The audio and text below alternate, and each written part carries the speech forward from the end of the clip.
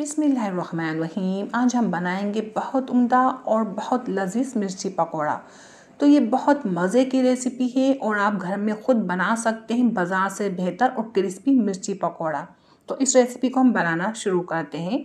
तो 1 कप हम बेसन लेंगे फुल भर के मैंने बेसन लिया था। और अजवाइन हम 1 चुटकी डाल देंगे और मीठा सोडा हम 2 चुटकी ऐड करेंगे 1 कप बेसन में। और नमक ऐड कर देंगे ½ टीस्पून या अपने टेस्ट के मुताबिक और अच्छे से मिक्स करेंगे। अच्छे से मिक्स करने के बाद पानी ऐड करेंगे। तो 1 कप बेसन था तो ½ कप पानी चाहिए। फिक्स मेजरमेंट है 1 कप बेसन ½ कप पानी। इसमें से हम आधा पानी पहले ऐड करेंगे, आधा बचा लेंगे। आधा ऐड करने के बाद अच्छे से मिक्स करेंगे। मिक्स करने के बाद जो बचा हुआ पानी वो भी हम डाल देंगे। तो सारा पानी डाल चुके हैं, अच्छे से मिक्स किया था, फेंटा था। ऐसे गिराएंगे, देखें ये टूट नहीं रहा गिरते हुए, एक साथ गिर रहा है। तो ऐसा चाहिए हमें। और इसके बाद हम फिर एक उंगली अपनी इसमें डालकर देखेंगे। तो बेसन में उंगली अच्छे से लिपेट के ऐसे देखेंगे, स्किन नज़र आ रही है हमारी तो बेसन और डलेगा। स्किन देखें नज़र नहीं आ रही, परफेक्ट बनाएं। और हमारी उंगली अच्छे से लिपटना चाहिए बेसन में, तो ये परफेक्ट है। और हम मिर्चें ले लेंगे और इसे हम वॉश कर लेंगे, चीरा लगाएंगे, सारे सीड हटा देंगे।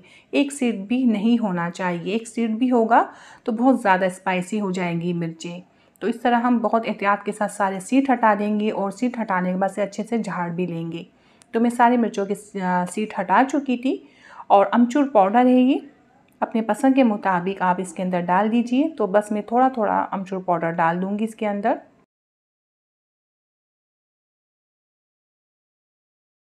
तो हम इस तरह अमचूर पाउडर्स में डालते जाएंगे। तो आपको एक और दिखाते हैं। तो इस तरह देखिए हम डाल देंगे, बहुत ज़्यादा भी नहीं होना चाहिए। तो सारी मिर्चें हम भर चुके थे और बेसन को रखे हुए 10-15 मिनट हो चुके हैं। अच्छे से फिर फेंट लेंगे हम ताकि ये एक सा हो जाए। और चम्मच साफ़ कर लेंगे, ज़ाया ना हो जो बेसन लगा हुआ है। ऑयल हमारा बहुत अच्छे से गर्म होना चाहिए, गरम ऑयल होना चाहिए। गरम ऑयल करके हम हल्की आंच कर देंगे, लो से थोड़ी ऊपर, मीडियम के और लो के बीच में आंच होनी चाहिए, फ्लेम होना चाहिए। मिर्चें डाल देंगे और इसके ऊपर गरम गरम ऑयल डालेंगे। और ऐसे करने के बाद हम इसे साइड में कर देंगे। फिर 1 मिर्च लेंगे, अच्छे से इसमें हम इस तरह घुमाएंगे, डिप करेंगे। अच्छी तरीके से कोटिंग हो चुकी है ये बेसन में, मिर्च हो चुकी है। इसके ऊपर गरम गरम ऑयल डाल देंगे। गरम गरम ऑयल नहीं डालेंगे तो ये बेसन भेग के नीचे आ जाएगा, मिर्ची खाली रह जाएगी। तो इस तरह करने से ही बेसन फूल गया, सेट हो गया। और ये सेट होने के बाद इसको मिर्ची को हम पलट देंगे।